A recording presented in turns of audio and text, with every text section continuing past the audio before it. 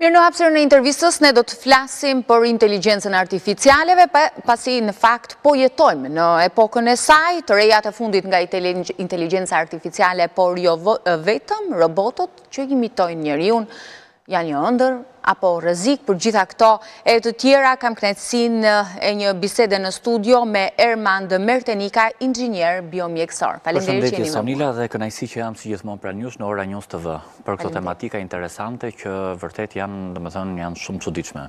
Cilat janë zhvillimet më të fundit të inteligjencës artificiale që po përdoret jashtë mase? Atëherë, unë faktikisht ne kemi përmendur pak a shumë gjëja e parë dhe më kryesore që ka bërë bumin më të madh sot është ai Neuralink, qipi i Elon Muskut, që siç duket edhe nga kjo pjesë ai po vazhdon edhe po zhvillon edhe të tjera gjëra, domethënë një shpikje e fundit që ishte bërë në Kinë. Çfarë është, sepse ky është një zhvillim në bioteknologji. Sot pikërisht për qëllimi kryesor i shkencës dhe teknologjisë, krahas ChatGPT-s e tjerë, kemi të bëjmë pikërisht pra dhe me konceptet e në shëndetësi, pra teknologjia aplikimin në shëndetësi, krahas domethënë në softwareve, krahas aparaturave të ndryshme shumë të sofistikuara, të cilat përdoren për diagnostikim, edhe ky çip i famshëm që e krijoi Elon Musk me anë të kompanisë Neuralink, një kompani që bëri bum dhe mori pikërisht pra akseptimin nga FDA approved, kjo administrata amerikane që i aprovon këto pajisje apo dhe të tjera në tek pacientët. Ky qipi Elon Muskut interesant, sepse për shembull që do të thotë çfarë ndos ky mikrokontroller. Një mikrokontroller, një mikroprocesor interesant kur një pacient për shembull ka pasur një problem ose një masë tumorale cerebrale, gjatë të cilës pas një kirurgjie të caktuar u është bërë mundur ekstraktimi i masës tumorale dhe ky pacient ka kaluar në atë që ne i themi gjendje paralize lokale ose paralizë gjenerare, pra palepsi. Dhe me anë të këtij mikrokontrolleri shumë interesant, domethënë shumë të avancuar, bëhet e mundur pikërisht pra lidhja e këtyre neuroneve, matrizave neuronike, sepse ne dimë që truri ynë ka ose organi i cili ka më shumë dendësinë më të madhe të neuroneve është truri. Dhe më pas më sistemi nervor qendror. Dhe pikërisht pra nga ky dëmtim që mund të ketë shkaktuar një masë tumorale cerebrale, për shembull në gjuhën tonë i themi glioblastoma, hemorragji cerebrale. Jo, është nuk është e njëjta. Hemorragjia faktikisht janë të përafërta me njëra tjetrën, por ka një diferencë të vogël. Hemorragjia kemi të bëjmë pikërisht pra kur kemi gjak derdhje pikërisht pra në cerebral, kurse masa tumorale kemi të bëjmë kur ka dëmtuar një matricë neuronike, një grup të caktuar neuronesh, gjatë të cilës ky pacient ka kaluar pikërisht pra në një paralizë, që mund të jetë paralizë lokale ose gjenerale. Paralizë lokale nëse ky pacient nuk ngre dot një shishe apo një gotë me ujë, implementimi i këtij qipi bën me disa fije elektronike, neuroelektronike, shiko se kjo është shkencë shumë avancuar që zemrën e ka në Silicon Valley. Që do të thotë aty ku eksperimentohet, aty ku investohet për të rejat më të fundit teknologjisë dhe implementimi dhe instalimi i çipit në trurin e njeriut bën të mundur lidhjen e neuroneve me njëra tjetrën për të rikthyer pikërisht për të rehabilituar. Si komandohet ky çip? Faktikisht ajo edhe kirurgjia që kishte bërë Elon Musk, pioneri i teknologjisë, që unë e kemi përmendur që unë e suportoj me këto të rejat më të fundit, sepse në fundit është inxhinier, domethënë i cili ka principe të zhvilluara, të avancuara etj dhe vazhdon dhe eksploron. Duke pas dhe kapitalin e krijoi edhe këtë mikrokontroller. Ky çip është i përbërë me fije elektronike, me detektor, sepse siç e dim, neuronet komunikojnë me njëra tjetrën me anë të sinapseve. Dhe dëmtimi i një grupi caktuar neuronesh bën të mundur zëvendësimin e këtyre neuroneve, interesante dhe shumë e çuditshme, me këto fije elektronike, të cilët janë të instaluar në këtë çip. Implementimi i këtij implanti elektronik, pra ka sjellur në shëndetësi një breakthrough, pra një zhvillim masiv, sepse instalimi, implementimi i këtij qipi ose që i themi implant elektronik në cerebralin e njeriut apo në trurin e njeriut bën të mundur rikthimin e lëvizjes së pacientit, pra rehabilitimin e pacientit kur ky pacient ka pasur atë paralizën lokale ose generale. Pra një pacient mundet pikërisht të marrë një shishe, mund të marrë një gotë me ujë etj. Madje diçka e veçantë sepse ky e bëri hapin e parë, e krijoi. Tashmë po bën me anë të këtij mikrokontrolleri trajtimin e pacientëve me sëmundjen e verbërisë, që do të thotë syri me anë të nervit optik, i cili pikërisht përkthehet në lobin oksipital, në tru. Nëse ka pasur një problem të caktuar me anë të këtij mikrokontrolleri, i pajisur me këto fije neuroelektronike, me sensor, bën të mundur zëvendësimin ose trajtimin e nervit optik për të rikthyer shikueshmërinë tek pacientët, për shembull, të cilët kanë pasur këtë problem. Krahas kësaj, ajo që unë faktikisht po shikoj, është edhe një teknologji që po krijohet me anë të një sistemi robotik Brain Bridge. Nëse kemi gjuar një sistem robotik shumë i avancuar, i pajisur edhe me sistem lazerik, ku mendohet që me anë të teknologjisë Brain Bridge, këto janë projekte të cilët realisht po eksperimentohet, po krijohen në mënyrë të tillë, ky lloj sistemi robotik bën të mundur transplantin e fytyrës me anë të këtij roboti. Domethënë, realizimi i transplantit të fytyrës është bërë nga kirurg. Domethënë nga kirurg maksofacial, kirurg plastik. Dhe këtë do ta bëjë një robot, këtë do ta bëjë një sistem robotik. Pra një robot i cili mendoni që do ta ketë dikush guximin për të futur në dorën e një robot? Unë mendoj, shiko, e di si është puna, këtu kemi të bëjmë pikërisht me një ndërthurje shumë interesante me inteligjencën natyrale. Domethënë, njeriu, ne që jemi inteligjenca natyrale, nëse ekziston një ndërlidhje shumë e mirë me inteligjencën artificiale, pra njeriu dhe roboti mund të bëjnë çuditëra, pra në sensin që mos dali bumerang. Por dallimi është sepse në raport pikërisht pra me inteligjencën tonë natyrale, inteligjenca artificiale, ne kemi përmendur pak a shumë, karakterizohet nga precizioni, karakterizohet nga saktësia maksimale, që do thotë pikërisht pra dizajni dhe pjesa ku do realizohet kirurgjia është shumë precize. Po ka gjasa të devijojë nga ky precize? Absolutisht. Pikërisht pra kjo është dallimi midis dy inteligjencave. Inteligjenca artificiale është sepse sistemi robotik është inteligjenca artificiale. Kaq i sigurt është ky robot? Sepse funksionon me anë të gjuhëve matematikore. 1 dhe 1, 2. Ose 0-1, gjuhës informatike. Pra është e pamundur që të devijojë. Ne kemi përmendur cili është dallimi midis dy inteligjencave, pse inteligjenca artificiale është precize. Dhe çdo gjë sot po zëvendësohet pikërisht pra nga këto sisteme robotike. Shpesh risku ekziston pyetje të ndryshme për ata të cilët nuk janë shumë të informuar për teknologjinë apo na zëvendëson inteligjenca artificiale. E kemi dëgjuar pikërisht lart e poshtë këtë pjesë.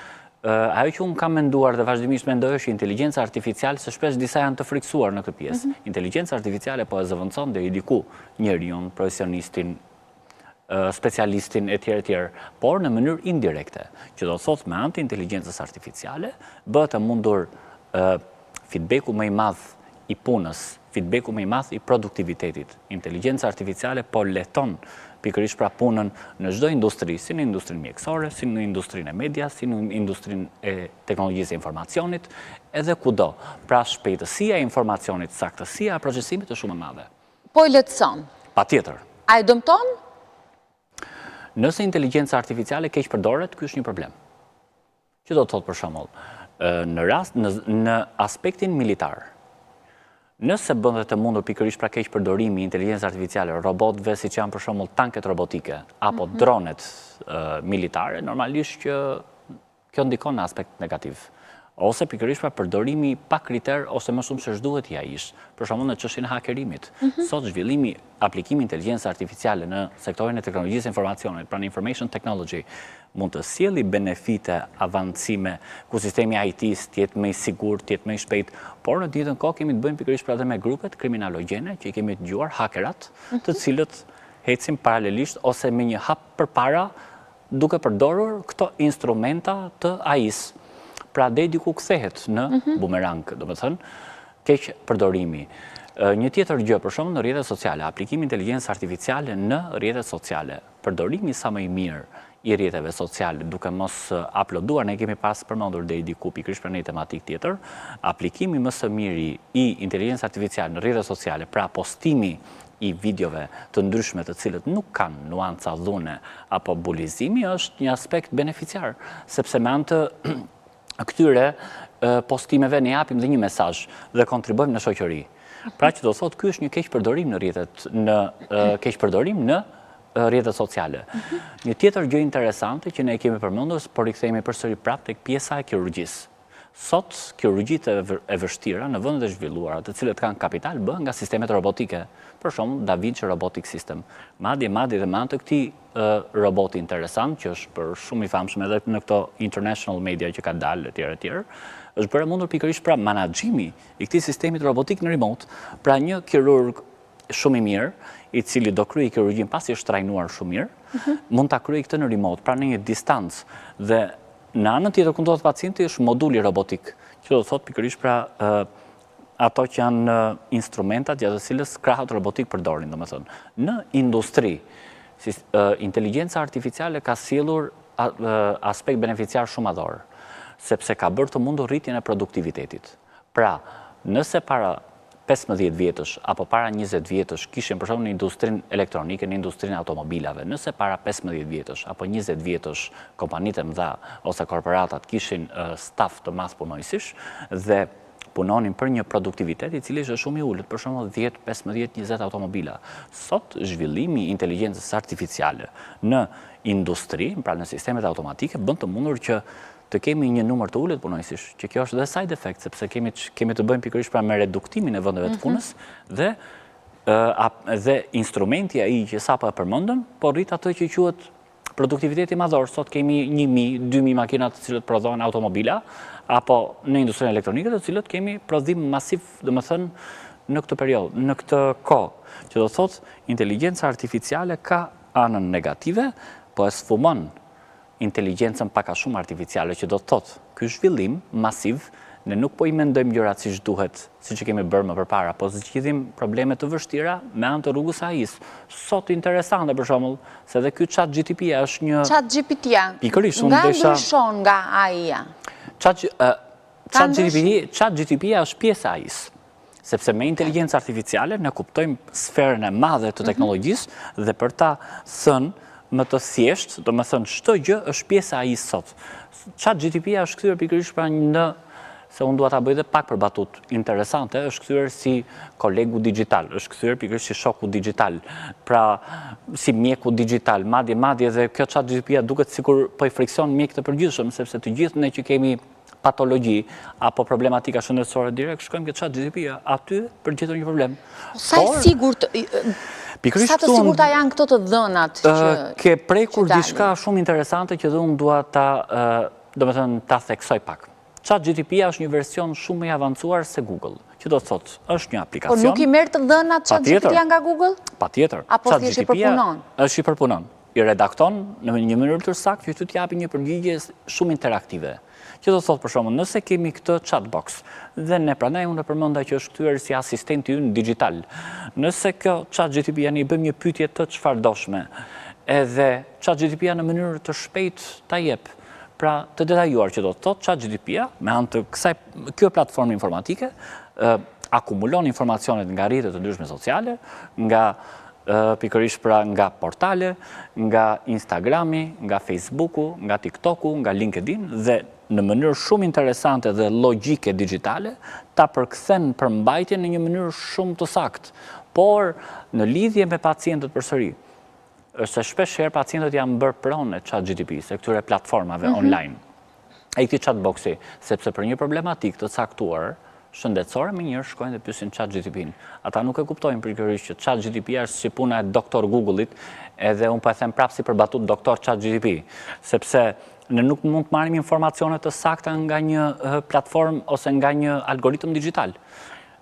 Pacientët të cilët për shembull fjala vjen kanë problematika qoftë elementare, qoftë akute, për të marrë një problem, për të bërë të mundur ose për të zgjidhur një problematikë shëndetësore, duhet drejtohen pikërisht pra në tek mjeku ose tek një facilitet shëndetësor, tek një klinikë mjekësore, tek një spital.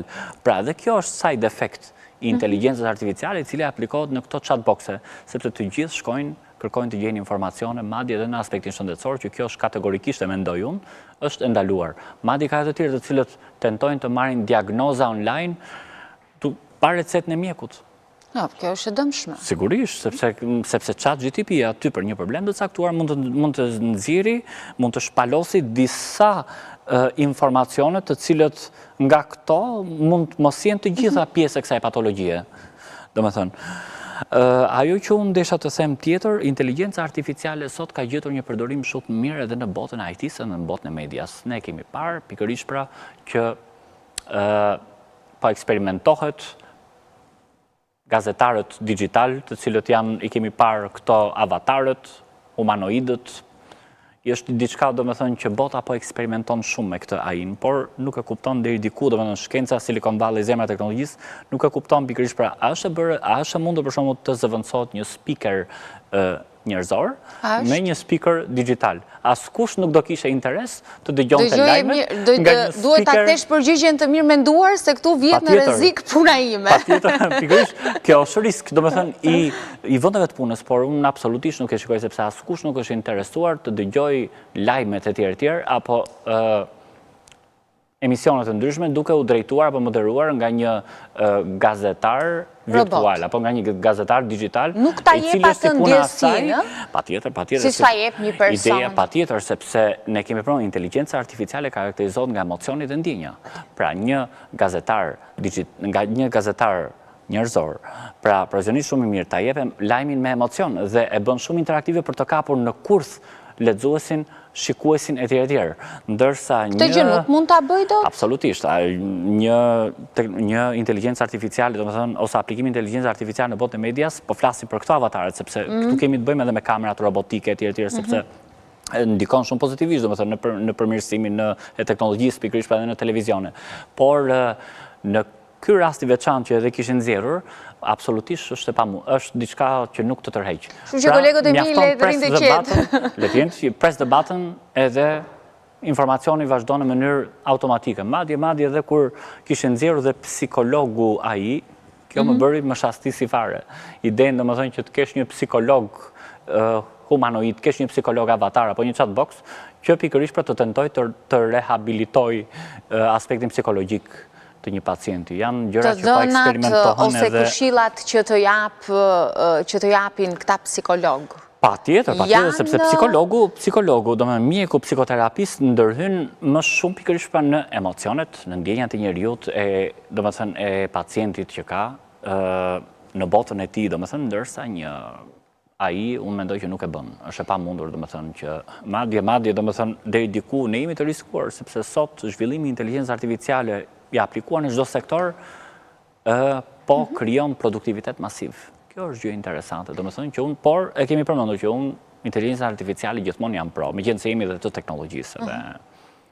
Nuk ka realisht një profesion ku le të themi është më i rrezikuari si pasojë e inteligjencës artificiale? Ideja është që ne përmendëm pak a shumë inteligjenca artificiale, po e dominon botën ose njerëzimin në mënyrë indirekte, që do të thotë më shumë peshon në aspektin beneficiar, punët, po ndikon në punët tona, që t'i bëj sa më shpejt, produktiviteti t'jetë madhor, por aspekti negativ që e përmendëm në arsim, shpesh për problematikat të cilët janë, për shembull, në matematik. A na dembelos? Pikërisht. Na dembelos që do të thotë sfumon koeficientin, se po e them dhe pak për batut, sfumon koeficientin e inteligjencës tonë natyrale. Duke gjetur gjithë gjërat gati, është problemi madh. Duke gjetur gjërat gati, ne nuk e vrasim mendjen fare për problematikat të cilët kërkojnë logjikën organike. Për ta mbyllur Erman me një mesazh përdoruesve. Ajo që unë pikërisht pra uja një mesazh shumë të rëndësishëm, kemi të bëjmë pikërisht pra e përmenda për pacientët. Për ato të cilët kanë një patologji. Për shembull, dermatologji, shikojnë shfaqjen e nishaneve të ndryshëm jo uniform, pra që do thotë dhe më njëherë shkojnë, bëjnë një fotografi dhe uploadojnë në Google, sepse Google ka nxjerrë një aplikacion shumë interesant, që ty të analizon nishanin si një skin tester, për shembull. Edhe është kategorikisht e gabuar për problematika të cilët janë shumë qoftë akute, kjo është gjëja kryesore, duhet drejtohen tek një mjek, gjithashtu edhe për të marrë pikërisht para recetat nga recetat mjekësore, medikamentet duhet orientohen atje. E dyta, keq përdorimi për shembull inteligjencës artificiale. Sot prindërit duhet të jenë pak a shumë edhe më të kujdesshëm me fëmijët, në sensin që sot jetojmë në një botë digjitale ku shoku ynë më i ngushtë është bërë një telefon, shoku më i ngushtë është bërë një AI-a, një telefon, një tablet, një laptop. Përdorimi për një kohë gjatë shkakton probleme pikërisht edhe në postura, në shtyllën kurrizore, në qafë, dhe pikërisht pra jemi detyruar të shkojmë bëjmë seanca tek një fizioterapist. Pra probleme me cervikalin, probleme me lumbarin, të cilët këto mund përshkallëzohen. Pra përdorimi i inteligjencës artificiale me kriter është aspekt beneficiar. Faleminderit. Ishte një kënaqësi që isha pranë jush në Ora News. Faleminderit, kënaqësia jon. Mirë, shikues të nderuar, kemi mbërritur në fund të edicionit informativ të lajmeve, por edhe në fund të hapësirës së intervistës. Ju falenderoj të gjithëve për vëmendjen e